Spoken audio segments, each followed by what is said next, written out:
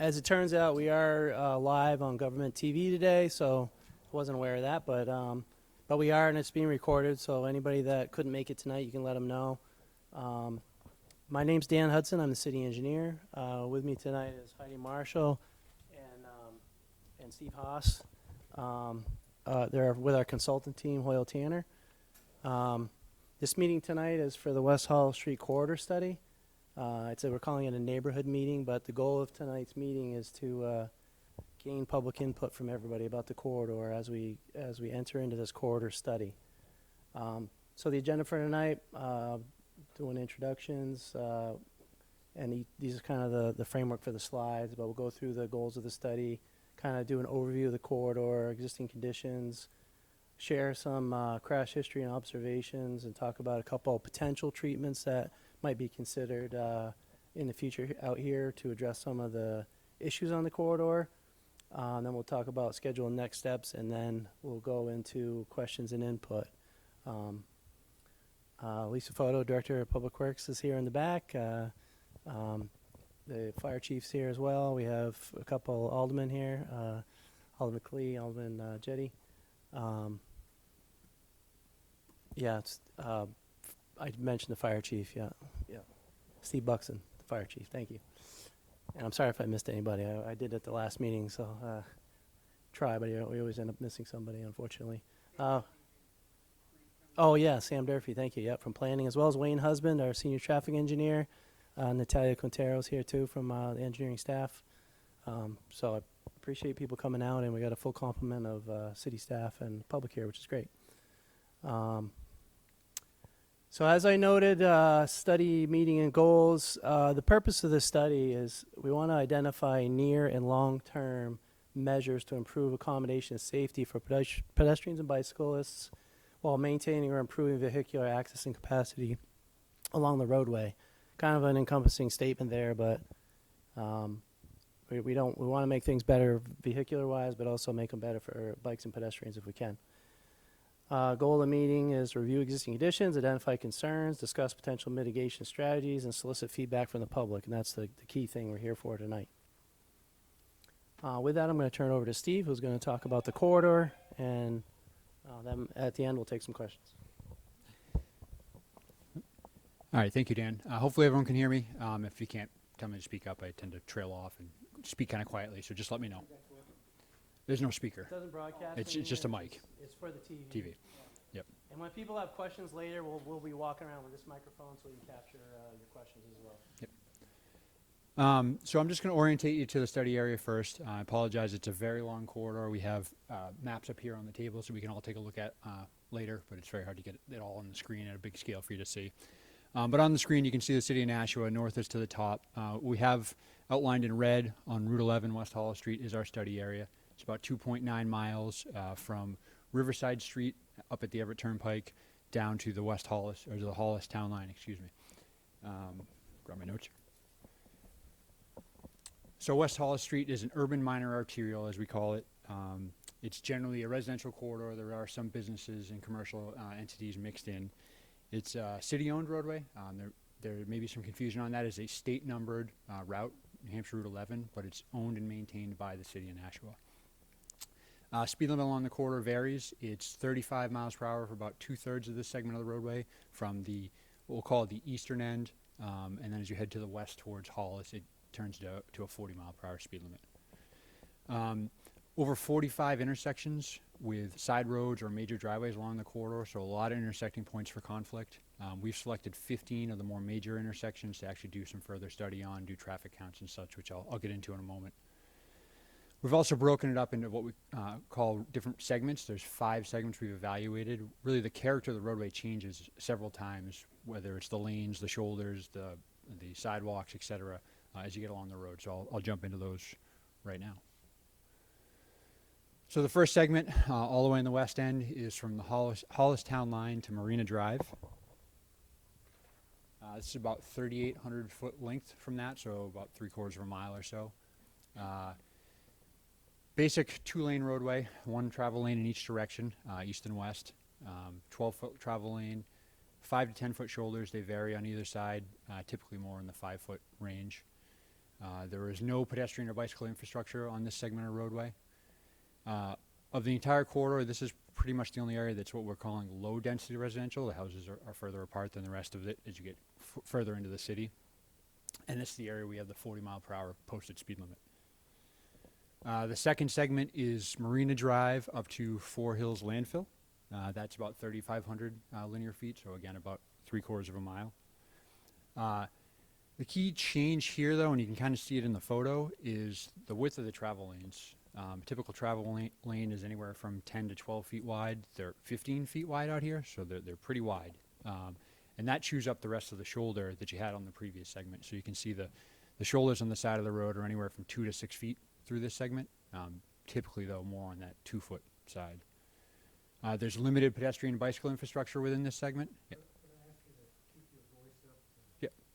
I'll do my best. Limited ped and bike infrastructure within this segment of roadway. You can see on the left side of the photo there is a sidewalk on that side. I believe begins at Copperfield Drive and carries in towards the city. This segment, the residential becomes more of a medium density residential. The houses and the streets are much closer together. And the speed limit in this segment is where it changes from 35 to 40 miles per hour, again around Copperfield Drive. So our third segment is from Four Hills Landfill up to Mandan-Barb Circle. In this segment, again, you still have the 2 travel lanes. They're a bit narrower in this segment, certainly than the previous one. They're only 11 feet wide here. But what you can see in the photos, you have a much wider shoulder. You have a 10-foot shoulder through this segment, sometimes maybe used for parking and other things, but not designated for bike infrastructure or anything like that, although I imagine that it is used for that. Again, you're a medium density residential through this area and a posted speed limit of 35 miles an hour. The fourth segment is Mandan-Barb Circle to Gendron Street. This is again about 2,500 linear feet, so about half a mile. Same 11-foot travel lanes in each direction, but what you add in this section is a center turn lane. So a lane for turning, we'll call it actually a 2-way left turn lane. So a lane that cars can get in from either direction and turn left into adjacent roadways and driveways. 5-foot shoulders along the side of this segment of roadway. Through here you have disconnected sidewalks. You have some on the north, some on the south, but they don't connect to each other, and there aren't crossing locations where those sidewalks end, and there actually are some gaps in that. You have partially signed bike lanes on the eastern end of this segment of roadway. As you get up towards Gendron Street, there are some signed bike lanes in the shoulders. This segment is actually high density residential. It's increasing again as you get further and further towards the city, more and more houses clustered closer and closer together. And again, same 35-mile-per-hour posted speed limit. And the last segment is from Gendron Street up to Riverside Street. Big change in this section of the corridor. Not only do the traffic volumes increase, which we'll talk about in a minute, but you go from the 3-lane section we showed in the last area to a 4-lane section. You have 2 lanes coming from the Riverside Street's traffic signal heading to the west. It then eventually drops down to 3 lanes as you get towards the charter school. You do have sidewalks on both sides of the road here. There are signed bike lanes throughout this section. This is high density residential. You also had to start to add a little bit more commercial in on this segment of roadway. And you have, again, the 35-mile-per-hour posted speed limit.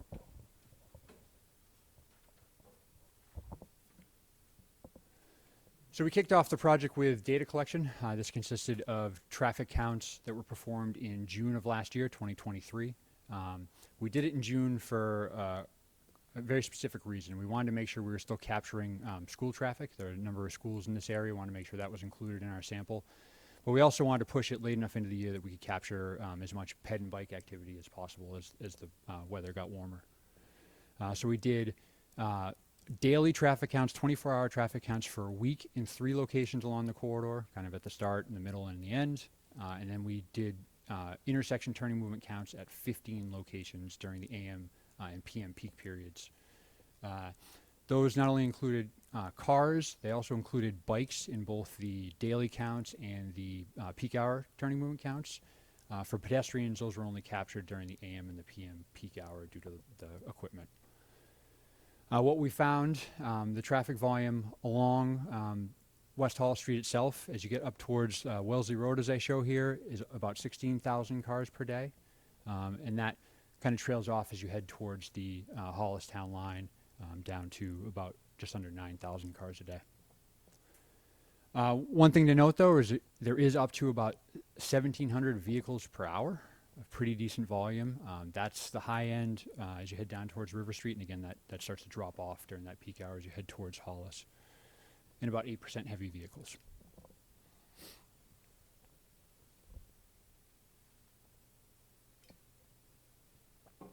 Excuse me. So as I mentioned, we did capture some pedestrian data. Not quite as much activity out there as we expected, but did have up to 7 pedestrians per hour crossing the roadway at a couple of different locations. Wellesley and Norma were the hot spots anyways when we were collecting data. At the other intersections had less. For bike volume, a total of up to 14 bikes per day was all that was observed, and up to 5 bikes per hour at the Riverside intersection was the highest that was observed. So I'm curious, as we chat later, more your thoughts on that information.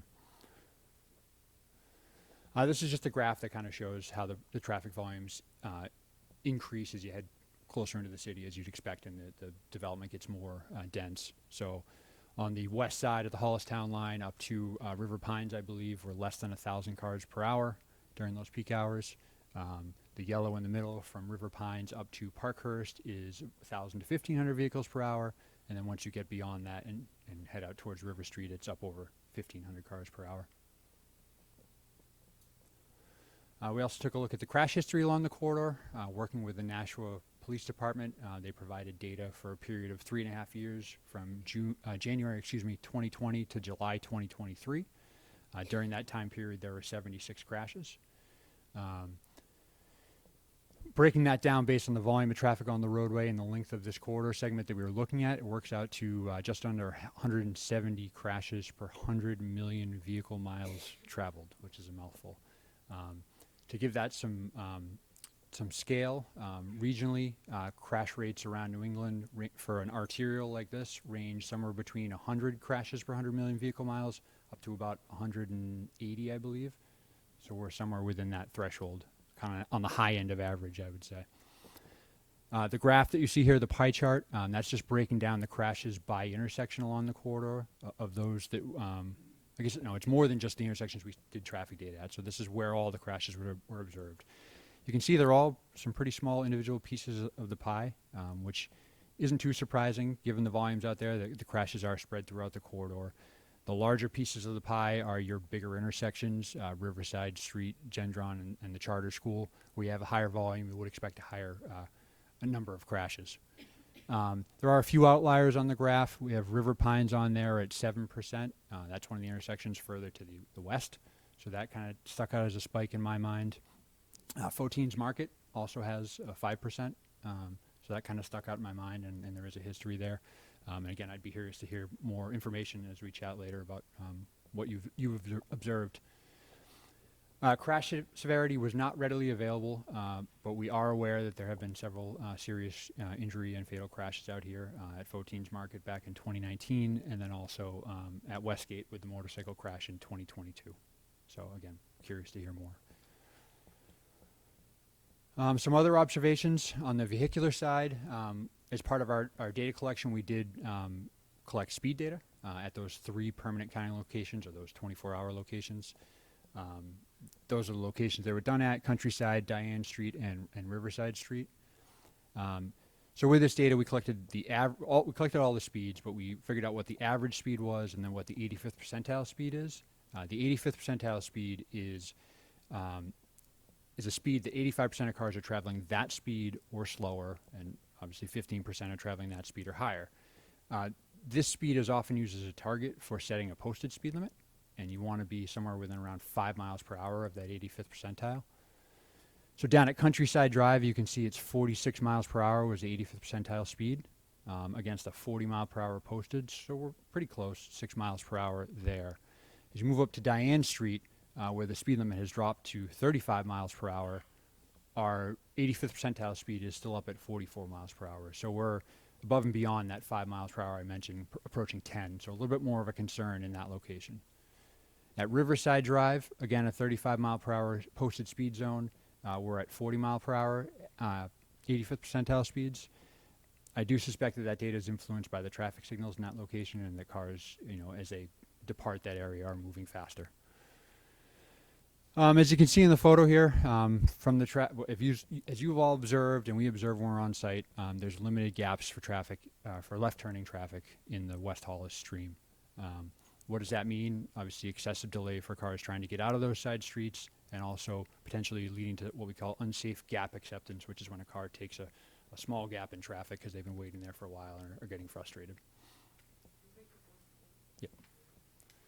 Also on the pedestrian bicycle side, we had a few observations, really more on the infrastructure.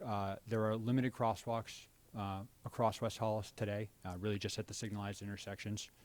That can make it a challenge with the disconnected sidewalks. There are some areas where the sidewalk ends and there's not a facility. As I mentioned, there's limited formal bicycle infrastructure. There are some signed bike lanes. There are some shoulders that are wide enough for it, but there isn't a consistent bike facility throughout the corridor. And there's also limited lighting along the corridor, both at intersections and along the sidewalk itself. Jump forward here a second.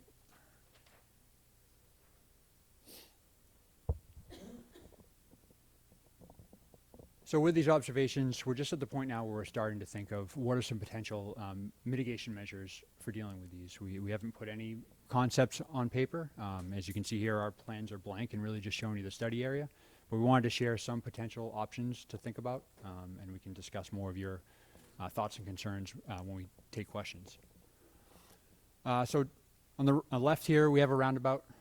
As I'm sure most of you are aware, there are a few in the city. Roundabout's just a circular intersection for moving traffic where you yield upon entry. Roundabouts are really great for reducing crashes. Overall crashes in a roundabout, depending on the location, drop somewhere between 30 and 45%. More importantly, though, serious injury crashes, or injuries in general, drop by 75% with the roundabout. So they're pretty effective measures. Good for reducing speed because traffic has to come into them, yield to 15 to 20 miles per hour, and then continue on their way down the corridor. One other thing that's pretty important to note, though, is a roundabout doesn't require what we call a warrant. You don't have to have a specific volume of traffic to install a roundabout like you do with a traffic signal. On the left, we have a corner extension or a bulb out. These are horizontal measures that take the curb and sidewalk on the side of the road and they kind of push it in to the travelway, or onto the travelway, but into the paved area of the roadway. The goal of this is to kind of reduce the width of the roadway, visually give drivers cues that they should be slowing down. But more importantly, it also reduces a crossing width if you pair that with a crosswalk. So pedestrians have less exposure time as they're crossing across the road. Maybe they're crossing, 25 feet as opposed to 40 feet. And they also increase pedestrian visibility. If you're a pedestrian standing out there on this, what we call bump out, you're more visible to traffic and you're not sitting on the sidewalk behind a car or a sign or something else. On-street parking is something that can be paired with those bump outs pretty well. Basically, where you get to a spot where parking isn't needed, you would bump out at that point. But having parked cars on the street is a deterrent to speed. However, it has to be utilized. There may be limited options for this in the corridor. One area that seems to jump out is in front of the church there, which I think in some cases may already... In front of the church? Potentially, St. Joseph, the worker. We have that really wide shoulder. On the right-hand side, we have a median or horizontal or lateral shift. So a median, I'm sure most of you are aware, is a physical object in the center of the road, either grassed, landscaped, paved, concrete, whatever it's made out of. The goal of that, again, is to slow traffic by kind of constraining the roadway down. But it also serves as a refuge for pedestrians. It allows what we call a two-stage crossing, where you only have to cross one lane of traffic at a time, and you can take refuge in the middle and wait for another gap. They also have the benefit of, if they're used in this way, to reduce conflicts with left-turning traffic by forcing cars to take a right and go up to another location. So it's something to think about. Paired with median islands and some of these other measures are rectangular rapid flashing beacons. The city has a number of these around town. The picture there is right out on Main Street. So it's just a rectangular amber light that goes on a pedestrian crossing sign and flashes when a pedestrian pushes it, or they have some that actually come on automatically. It does increase driver yielding behavior and thus reducing crashes with pedestrians. With a median, this can allow for a two-stage crossing again. You can get to the median, push the button again, and cross the rest of the roadway. And the last measure I wanted to share was a road diet. Some of you may be familiar with this term, and it has different meanings. Really, it's utilizing the underutilized space on a road for other measures. In some cases, it's taking what might be an extra travel lane that's underutilized and devoting that to pedestrian or bicycle usage or some other usage. In the case of the picture we're showing here, we're showing a wide shoulder that then could be used for ped or bike infrastructure. Goal of it again is to reduce the speed by pulling in the area that's paved for vehicles, providing to other measures, and kind of constricting things to slow those speeds down. Also, again, provides safer infrastructure, for peds and bikes, and depending on the situation, could reduce those crossing width, as I mentioned, where the pedestrian is less at exposure when they're crossing the road. So those are some of the measures that we're thinking of looking at as part of the study. Again, nothing's been put on paper, just some ideas that we'd like to chat about. So with that, I will turn it back over to Dan to talk about the next steps. Thanks, Steve. So again, we're in the process of completing this study. We've done some data collection. Tonight's the first public meeting. We're going to go after this. We'll take your input, then we'll go develop some alternatives and be back, in the spring or early summer for a second public meeting, where we'll actually present some ideas that then we can get feedback on those as well. But and then we'll wrap up the study document probably in the fall of this year. Again, this is just a study. Currently, we have no construction funding program for anything out here. So of course, funding always plays into what we can do. But we do want to take a good look at this quarter, make sure we understand everything about it, and put some ideas down. Again, our hope is that coming out of this, there's some short-term stuff or near-term stuff that is less expensive that maybe we can go do more rapidly, and then future bigger projects like a roundabout, for instance, that would take quite a bit of funding that we'd have to secure either through grants or bonding or something like that. But that would take longer to implement, if that's what comes out of this. So with that, we'd like to open it up for public input and questions. Steve's going to grab a microphone and he'll bring it to you. If you raise your hand, I'll call on you, and he'll bring the microphone just so the recording of this meeting includes your input. Yes, sir. My name's Ralph Pusher. I'm the president of the Westgate Village Condo Association. 2019, one of our residents who lived on Spring Cove Road decided to go to 14's Market. He didn't make it. He was killed out here trying to cross the street because there was no traffic light out there. As I'm sure you're aware, the volume of traffic coming down Westgate Crossing is ferocious. That's a main corridor for traffic coming through out to go to the dump, for instance. Any time of the day, trying to make a left turn out here, you're taking your life in your hands. The DPW trucks, the big green monsters, a ton of them come down every Friday, trying to make a left out there. People going to the dump, trying to make a left. People going west for whatever reason. You're taking your life in your hands. People getting out, there's a bus stop on the other side of West Hollis Street. People getting off the bus, headed west, they have to cross that street. Good luck. Bottom line, we need a traffic light out there. The traffic light would not only benefit everybody coming down Westgate Crossing, but people from Hollis Landing as well. That's bottom line. We need a traffic light there. Okay. Thank you for your input. You might as well hand it right over there. I live in Westgate also, but I didn't hear the high-level purpose of why you're doing this study at the beginning of this. And the only problem I see on West Hollis Street, having lived out here for 35 years, on Riverside where 2 lanes merge to 1. And everybody from out of state has to be in the left lane, to cut in within an inch of your car, around Pratt Homes or whatever. And I think with the new middle school opening, even more people will be cutting through Westgate Crossing. But that'll be heading the other way until they come home. But I just didn't understand the purpose of why we did this study. So I'll just quickly address that. So we're just starting the study, so we haven't done the study, but it's to address vehicular issues and, as I said in the beginning, to make the corridor more bicycle and pedestrian friendly. That's a lot of things to try to accomplish. Obviously, there's competing interests there, so those are the things we'll have to consider as we go through. But the purpose of tonight is to receive your input on the issues that you have concerns about along the corridor. Yes, bring the mic.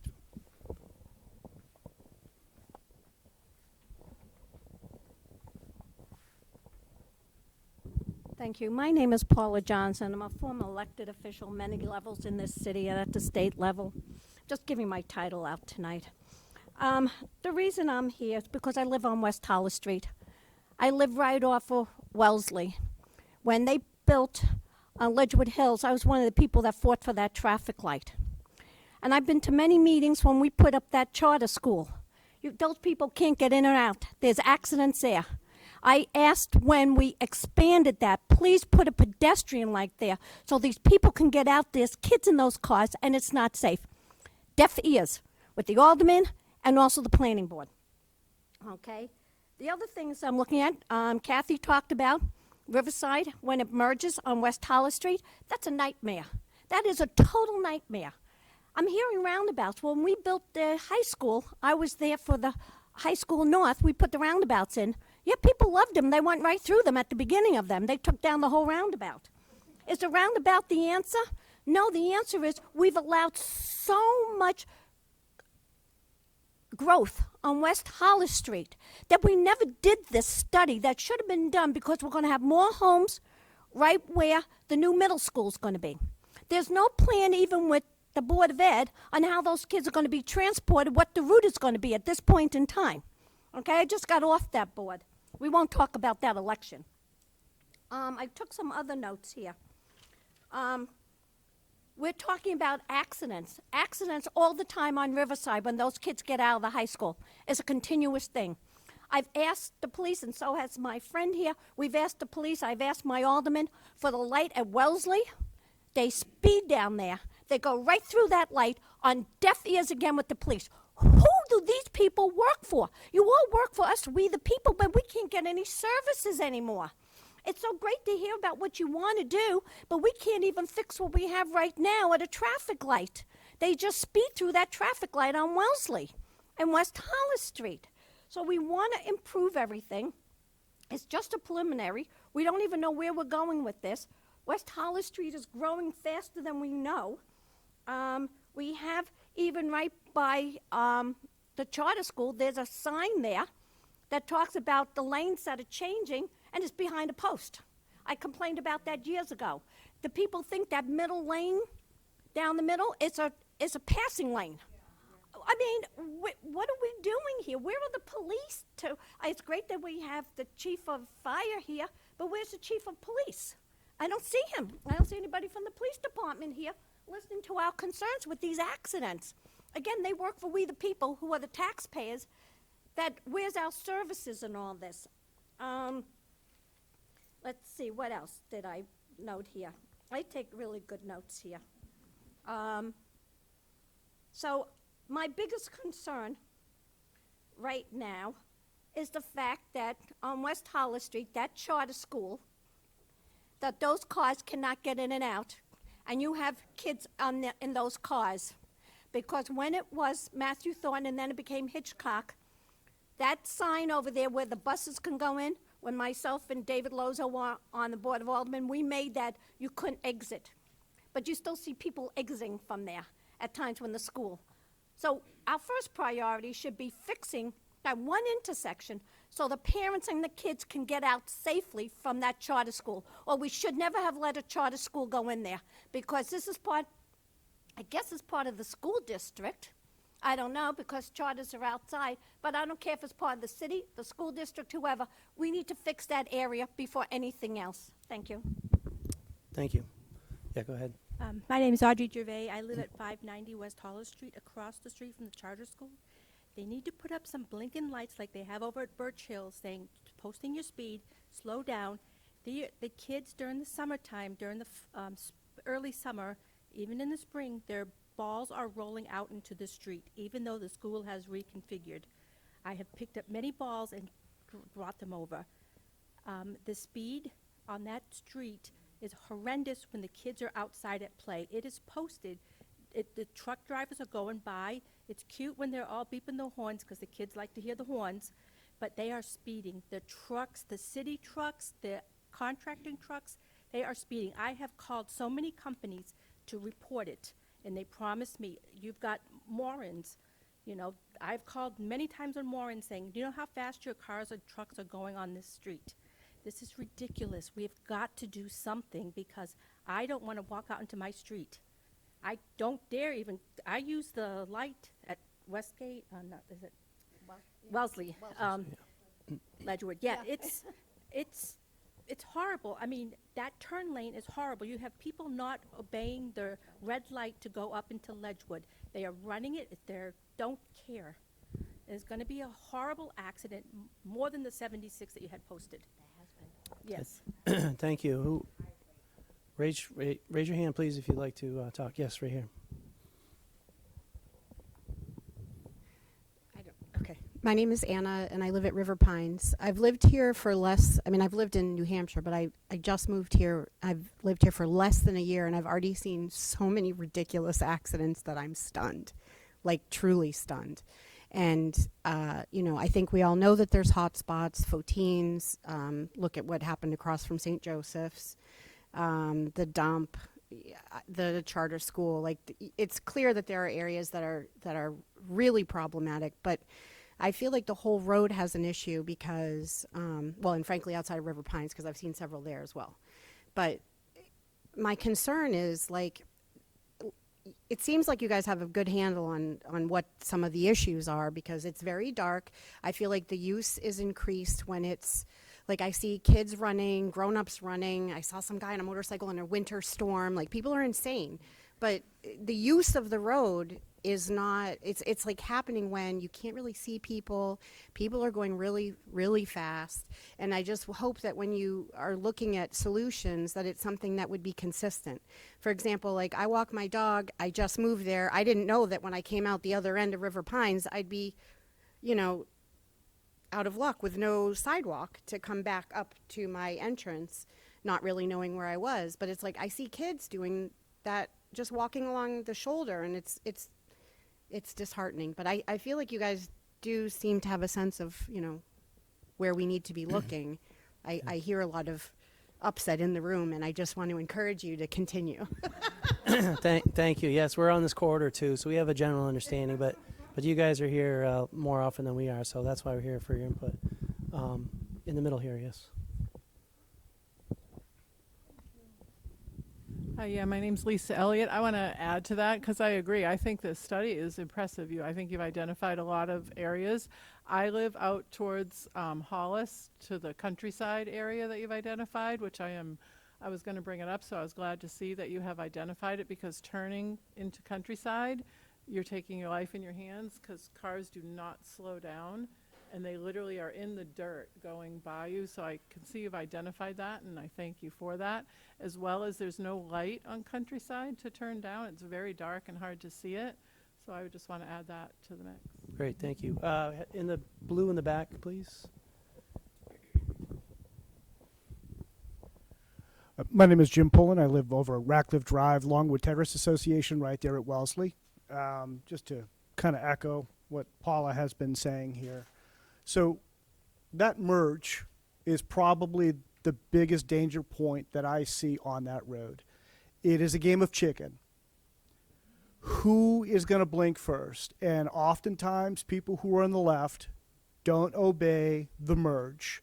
They continue straight. And they will continue straight in that left-hand lane when you get to the left-hand turn at Wellesley. And at that point there, they will continue straight through the light, okay? For whatever reason within that stretch, from when you get off of Route 3 and you head down to that merge, it is a race. Who can get there first, because nobody wants to sit behind the person in front of them. Okay. As it relates to the school, a very easy solution to this would be to put a traffic police officer out there. I question how many of those 7% that I saw there accidents are actually accidents that were reported versus not. I've been rear-ended there 4 times. I reported it once, and that's because my child was hurt. Outside of that, I don't know what to offer to you folks other than speed kills, and that is the number one problem in this stretch. You get out past 14s, I understand. As you said before, you could see the traffic level decreases by about 50% once you get out past there, once you get past the landfill. But prior to that, and I recognize that I walk a fine line when I say this, aggressive imaging or something along those lines there that passively pays attention to what's going on should be considered. I recognize in this state it isn't necessarily available to us at this time, but should be considered, because this is exactly what our problem is. It is aggressive driving, it is fast driving, and people just in a damn rush and not willing to watch out for their neighbors. The other comment that I will make to you as it relates to foot traffic, both bicycle as well as runners, if you address this problem, I guarantee you your foot traffic will increase substantially. Yeah. I know bikers, I know runners, they take their lives in their own hand, even just walking across the street. You fix this problem, a lot more will come. More demand than we counted, obviously, because Yes, of sir, the for sure. condition. Yeah. Thank you. Up in the front, please. Yep. Just a minute. He'll bring the mic to you. Thanks. My name's Dean Shalhoub. I live on Skyline Drive. I kind of thought when I came tonight that there'd be a few people commenting on the same thing I was going to, and it's the Ledgewood. I call it the Ledgewood Merge, or it's Wellesley too, and all that. If you're westbound from Riverside, it's 2 lanes before that too, but starting at Riverside, let's say, and there's several times you want to take opportunities to take a left or a right, but as you approach the Ledgewood intersection, what if instead of all those merges, you got the yellow area that comes out, and then it goes back in, people just drive right over it, and so forth, in some cases understandably. But if it was just 2 lanes westbound, 1 lane eastbound at that point, and it ends there, and you have to either turn left or have merged before that. Now, I'm not certainly a road engineer, but somehow getting rid of all those confusing little arrows, left lane must turn left, and the right lane next to it headed west has to go straight or take a right on Wellesley.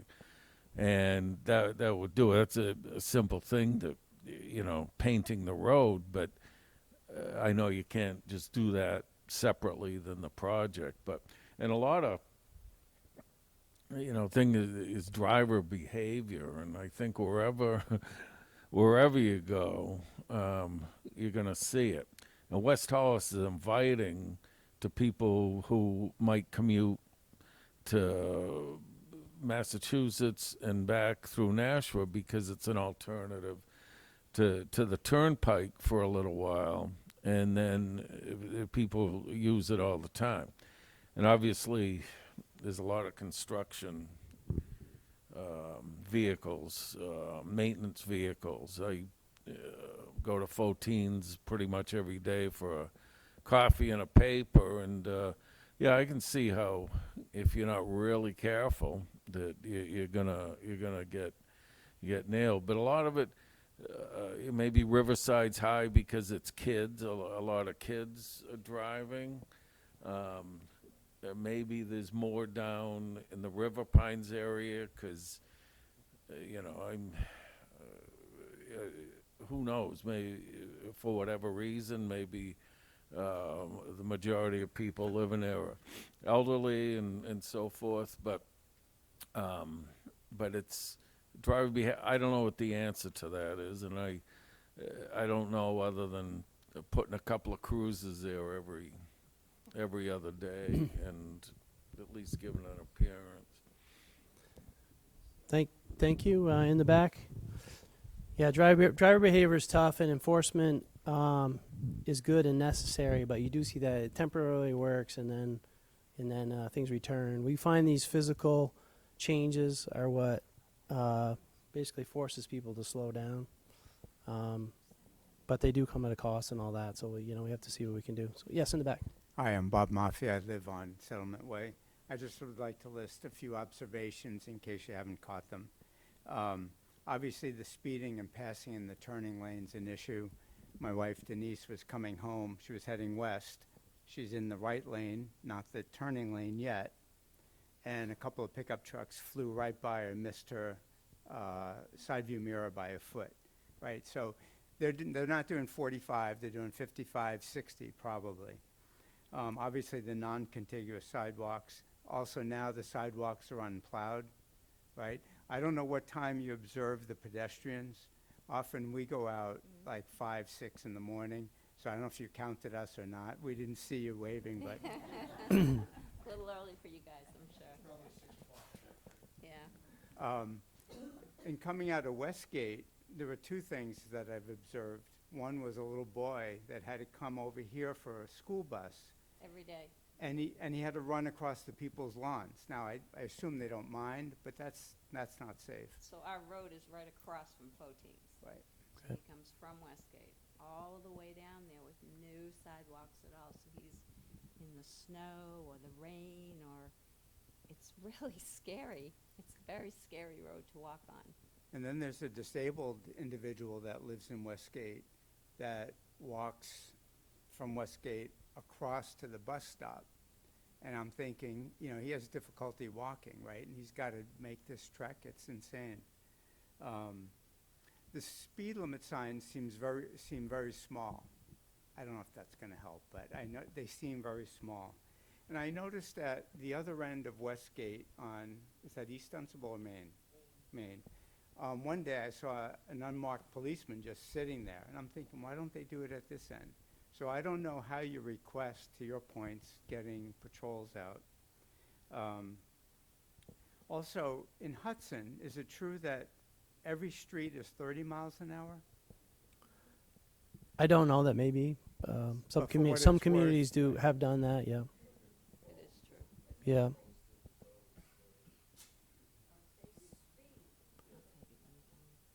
And then just two other questions or comments. You didn't mention speed bumps. They may not be practical on a road like this. And then the other thing is the light at, I guess it's Riverside where the business condos are. That light is so inefficient. If you have anyone concerned about global warming, which I'm not, the light just stays there for red and there's no cars going through it. It seems like it should be a smart light. Is that in either direction or westbound, eastbound? Which way I've noticed is? it going east, Okay. but I think both. But I mean, I've seen traffic backed up from there through Riverside, and yeah.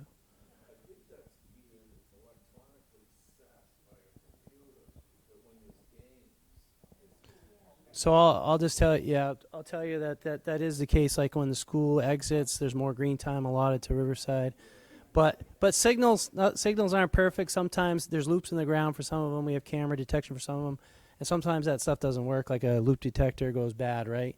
So if you see an issue like that, I mean, we should see it too as we go through. But feel free to reach out to Public Works and let us know so we can address those the best we can. So I'm sure there's more, but I'm reluctant to give up the mic. that's fine. It'll I'll be take it from him. after we do this general session. We're gonna hang out here too, and you can come up. We have some plans, and if you want to talk specifics, then that's great. But these are the details that I appreciate you coming out and sharing with us, because we don't know all these details, and that'll help us inform, when we do finish the study, as we go through it here, it'll help us come up with some ideas to hopefully And, you know, address them. we almost had reservations after moving here several years ago. We're like, dang, we can't walk. It's Yeah. so scary. And Yeah. it's really disappointing. So my name is Yep. Denise Mafia, and like my husband Bob mentioned, when we did move here, it was in 2018, and we do walk every morning, but we literally live on the street of that greenhouse down that road. So you can, and we walk through Westgate, which is a lovely community, and people fly through there horribly. They fly down West Hollis Street, and for a short while we have a sidewalk, but then we lose it.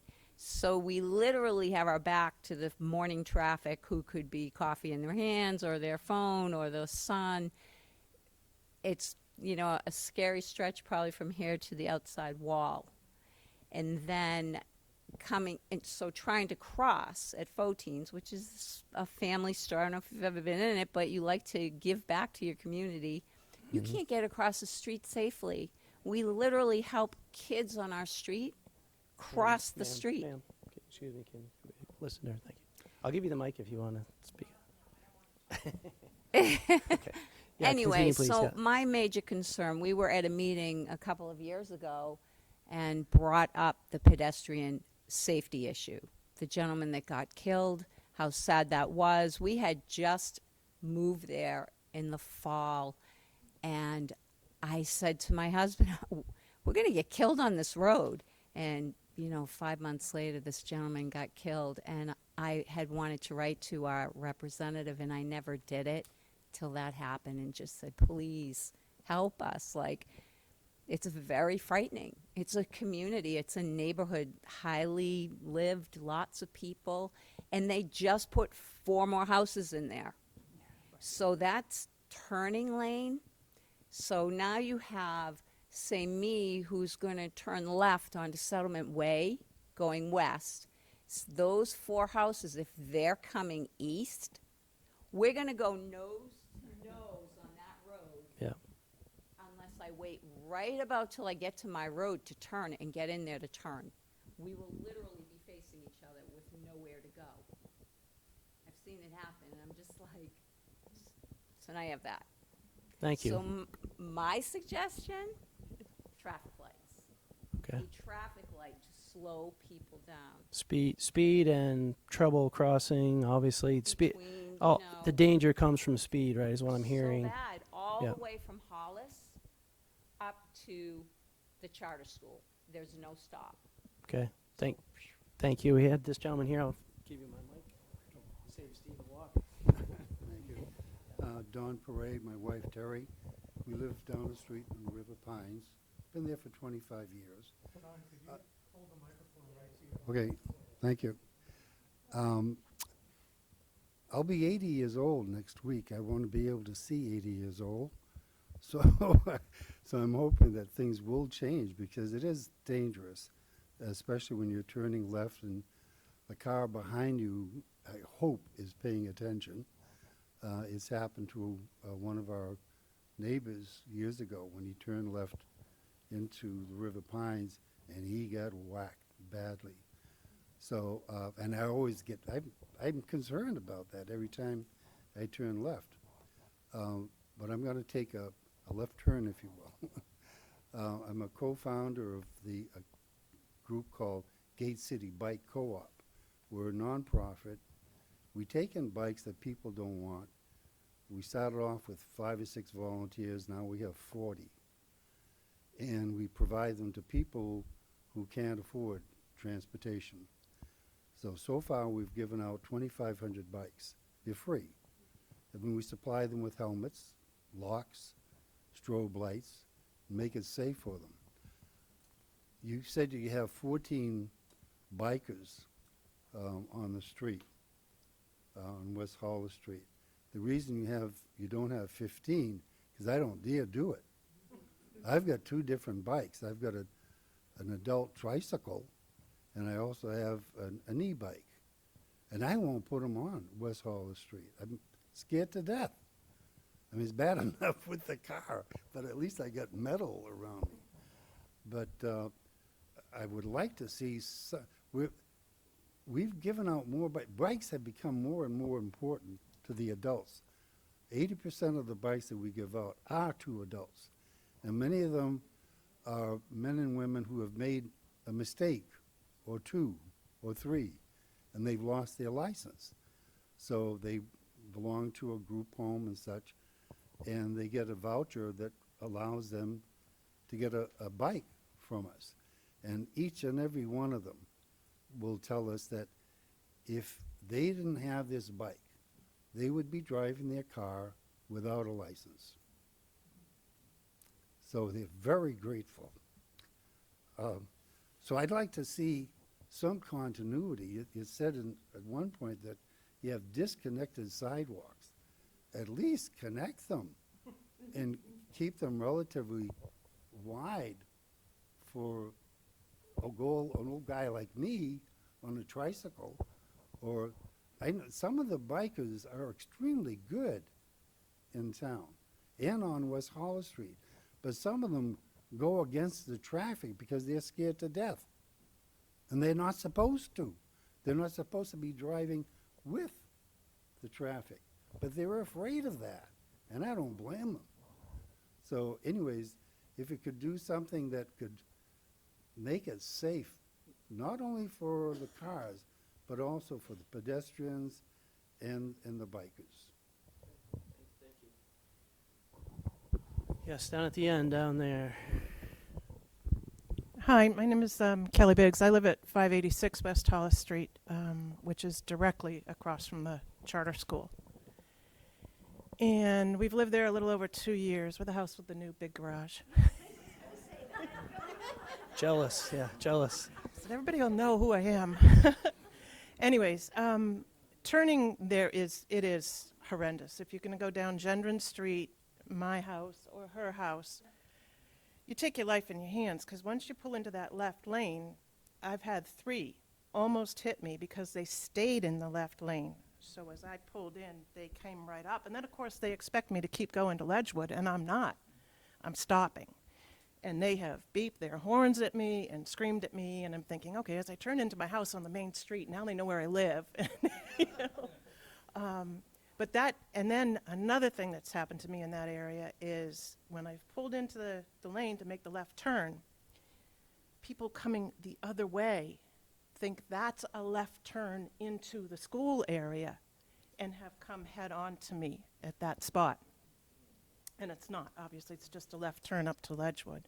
So that it is definitely a very big danger area. I hear the horns all day long of people beeping there as they come into the merge.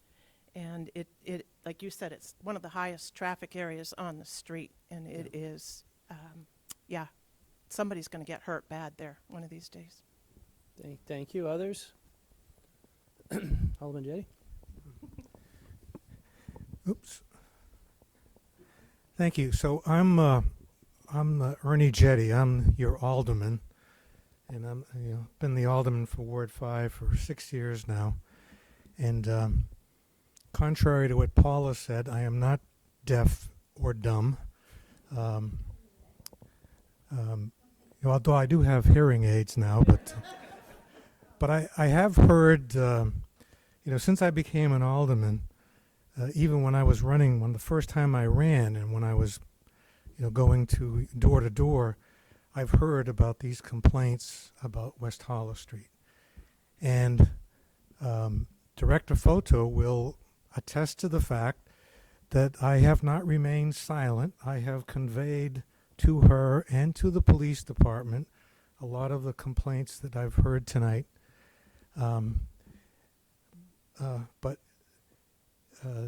Director Photo would love to make all kinds of changes to West Hollis Street, but all of those changes cost money, and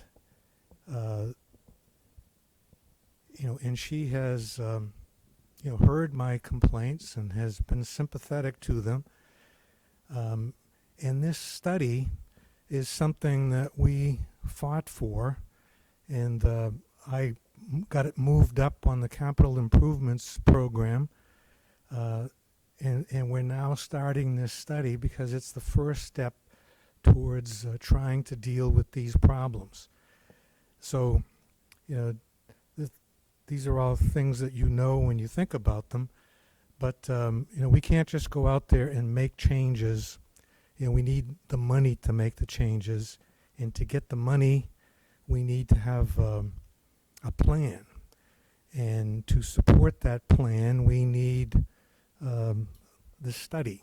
So this is the first step towards figuring out, you know, what's the best way to tackle these problems, and then present to the Board of the Public Works Commissioners, you know, a plan for them to vet, and then it's got to go to the Board of Aldermen, who have to authorize the money to pay for these things. So it's you know, it's taken much longer than I hoped. I mean, when I first became an alderman, I tried to deal with the charter school traffic problem, and you know, there's just, you know, it's a very, very complicated affair, and you know, it's taken this long to get this study going. So I assure you, you know, I've heard the complaints. I've experienced them myself. I live at Ledgewood Hills, so you know, I'm very well familiar with that, you know, that merge problem you're talking about. You know, my own thought, you know, kind of similar to what other people have expressed, is that, you know, when you're at the Riverside intersection, you know, from there, you know, you've got people that need to make left turns, you know, into Kensington Ridge, and then, you know, Gendron, and then all the houses that live along there, they have to turn into their driveways from that street. So, you know, I'm not a traffic engineer, but, you know, I've often thought, every time I go through there, I've often thought, you know, similar to what Dean said, that, you know, if that left lane was a left turn lane only, you know, that would allow the people who are making left turns, because I know you've all seen it. People leave Riverside and they're in that left lane. Somebody stops to make a left onto Kensington, and then they're upset that someone would stop in front of them, and then they're moving over into that right lane. Yeah, and then yeah, and then those of us law-abiding citizens who I've you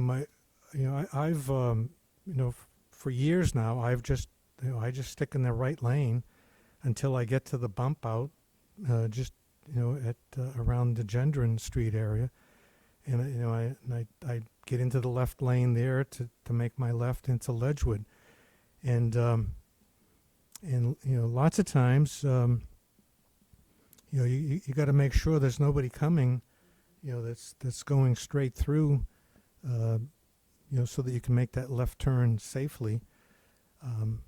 So I don't know if that's a good idea or not. It seems to be, but and then, you know, the problem, you know, then the enforcement issue comes in, and I've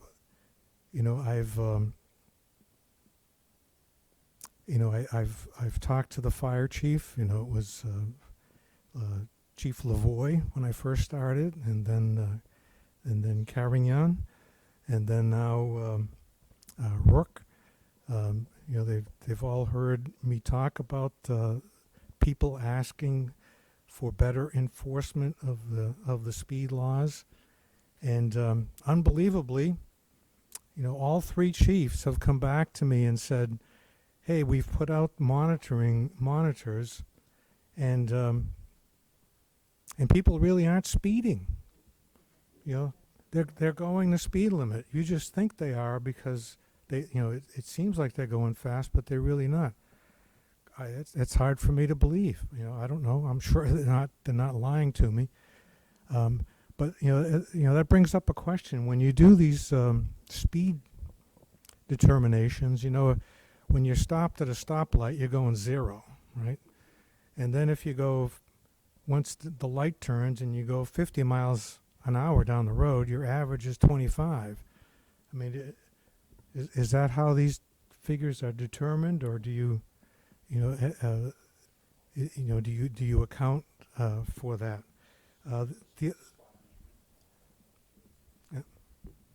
Yeah, the data I presented would be a spot measurement. That's why I made the comment about the one that's nearest to the Riverside Street signal likely being kind of erroneous because cars have already slowed down or haven't yet accelerated. So. And the other thing, a lot of people couldn't come tonight because of the late notice, and I appreciate, the fact that you all made it tonight.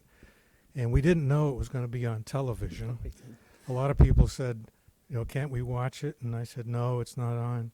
But here we are through the magic. I know when we allocated the money to pay for this TV system, it's come in handy tonight. But some of the things that people have told me about is people who live along West Hollis Street find it very difficult at times to get out of their driveways because of the traffic is just at certain times of the day. It's just constant. And so the idea of a traffic light as opposed to a roundabout, a roundabout, I like roundabouts, but they don't stop the traffic. And the traffic light would, I defer to your expertise, but a traffic light would, I think would create gaps that would allow people, it would break up the traffic and allow people to get out. Another complaint that has been voiced to me, and I don't know if this is part of this study or not, and but that is the noise by motorcycles. Going from the traffic light, for example, the traffic light at Wellesley and Ledgewood, and going through their gears, and I don't know what we can do about that, other than enforcement, but that's another issue that has been brought up to me.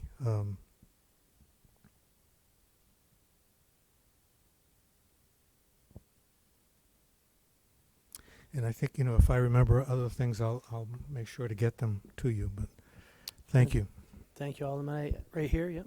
I have a question I wanted to ask you. Is there a reason why the Nashua Police Department doesn't patrol down this way?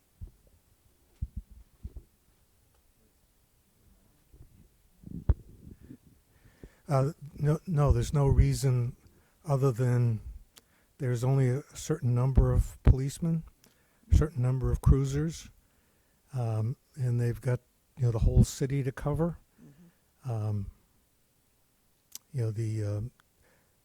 That's one of the, by the way, the police were invited to this meeting. I'm not sure why they're not here.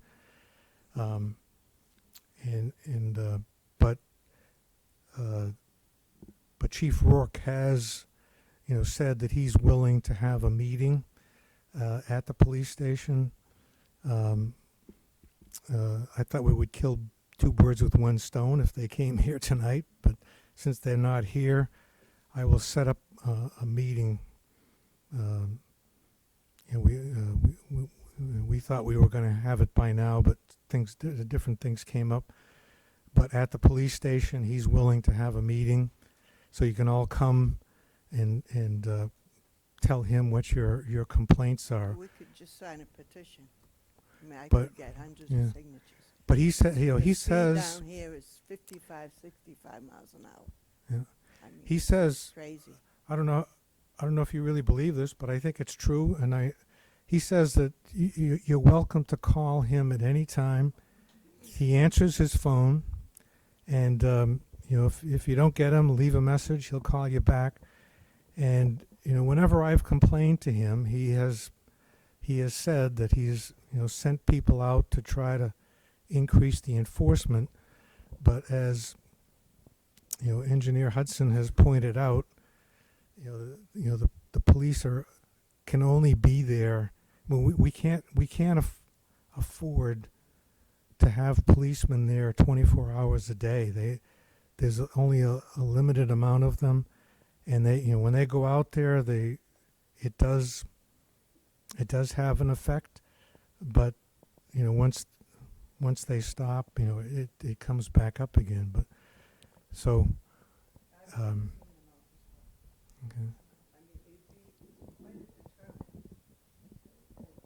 Yeah. Yeah, no, I agree. And by the way, we're short of police officers, so if you know anyone who would be interested in making police a career, they are actively recruiting for people. But Okay, I'm going to go to Alderman Clee, but then if there's anybody else for the first time that wants to speak, raise your hand, and we'll go to you next. It is 5 after 7. I do want to have a period here afterwards where we kind of hang out. If anybody wants to come up, share specific things with us, they can. So I'll want to wrap up questions here in the next 5 minutes, 7 minutes, something like that. Go ahead. As you know, I don't live in this area. I'm Ward 3, which is towards the north end and so on. But I do drive here to the landfill, and my husband and I have arguments all the time as to which lane to get in. So I 100% agree with you. From Route 3 to Riverside, I'd say to just get in the right lane, and we don't have to deal with anybody all the way through. But it is very confusing as to which lane to go into.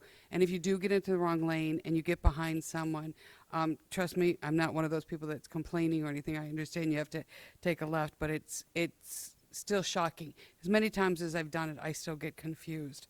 And I want to kind of add that I think bikes are limited because of the kind of road that it is. And, as a city, we're trying to put in more bike lanes. So I would love to see something like that, especially here. And I guess I have a question for you. This study, is the hope that when you kind of be able to figure out exactly what's needed in a whole, I know you mentioned something about doing segments, but would you be considering trying to go out for grants and things like that? So maybe you can do totality or just larger segments of it. And for those of you who want to hear about grants, the city works really hard to get grants. I got a grant in 2018, and the state is finally releasing the money. And Engineer Hudson can tell you we're finally starting to work on it. Count the years. That's 7 years that we have been kind of fighting to, 6 years fighting to try to get that money and so on. So it doesn't happen overnight, even if they get it, but you can't get anywhere until you do studies and drawings and design and so on. And as far as enforcement's concerned, I've had issues with enforcement in my ward too. Toll Street, where people are racing, and the police tell me, well, yes, the speed limit is 25 miles an hour. That's the speed limit. Until they hit 40, there's very little they can do about it. Now, 40 in a 25 mile an hour zone is significant, but the courts won't do anything until they hit over 15 miles over the speed limit. So somebody who says that they're going 60, if your speed limit is 45 in some of those areas. So yes, it's way too fast because this is a heavy residential area, but the police, their hands are tied by the courts too. The courts won't do anything until they hit 15 miles over the speed limit. They'll basically let those people walking. No, I'm just saying is that I don't know whether or not really is 60. Sometimes it feels that way, but I know on tolls and some of my streets, they've actually sat there. It calmed the traffic down, and then 2 weeks later, everybody is speeding just as fast as they were. So it's just a frustrating thing.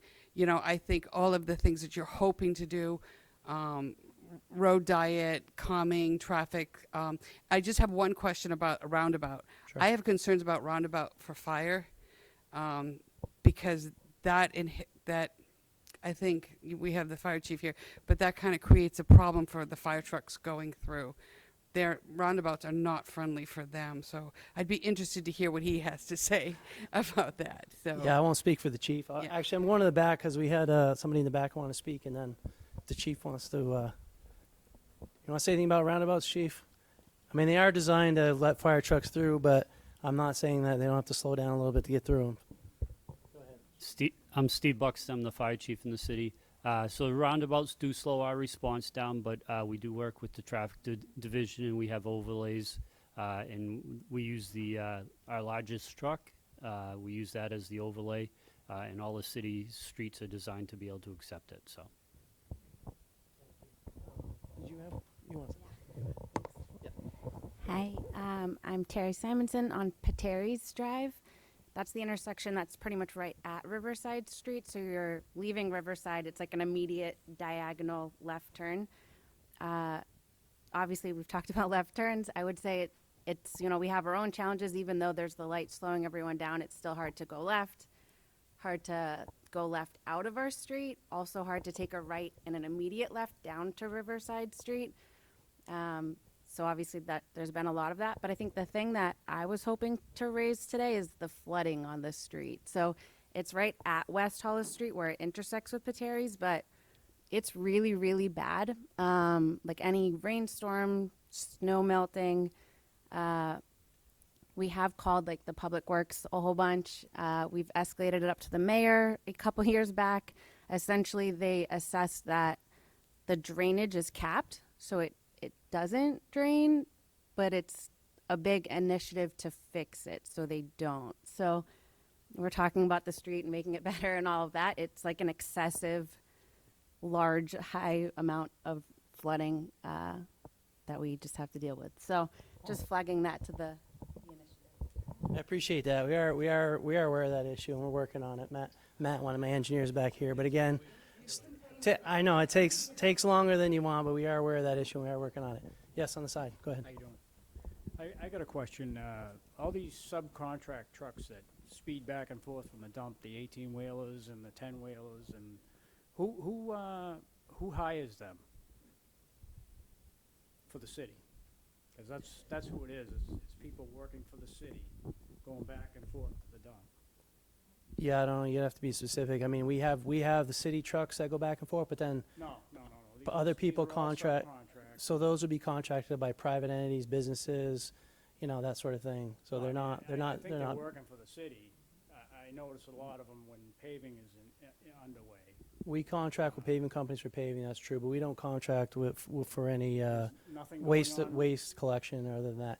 Well, I don't know what they're hauling because they, but they race back and forth to the dump. If they're going not to the landfill and they're not green, they're not ours, basically, right, Director? They're not ours. It could be trucks bringing in cover to the landfill, but there's not a lot of that. We do have a lot of trucks, though, that do come in with either C&D or MSW or that sort of thing, too. Well, they're not a trash company. They're 18-wheelers and 10-wheelers, and they're all private trucks, but they're not hauling trash, I don't believe. Some of those could be bringing in landfill cover. Is there any way you can get them to slow down or mention to them? Because, I mean, I live across from the school, and I know that they know there's a school there because they blow the horn every once in a while. When the kids are out playing, but they're still doing excessive amount of speed in a 20-mile-an-hour zone, so. Thank you. It's all day long, too. It's not just, Thank. a couple here and there. It's all day long. Thank you. I got one more question in the back, and then we're gonna close down this part of the public input session. But we'll hang around here, and we'll be happy to address questions. There are some refreshments here on the side too, if you want a cookie before you head out. Go ahead, sir. Okay, thank you. My name's Tom Hoos. I live at Ledgewood Hills, and so I like some of the things you're talking about, and I know eventually some things will change and probably help.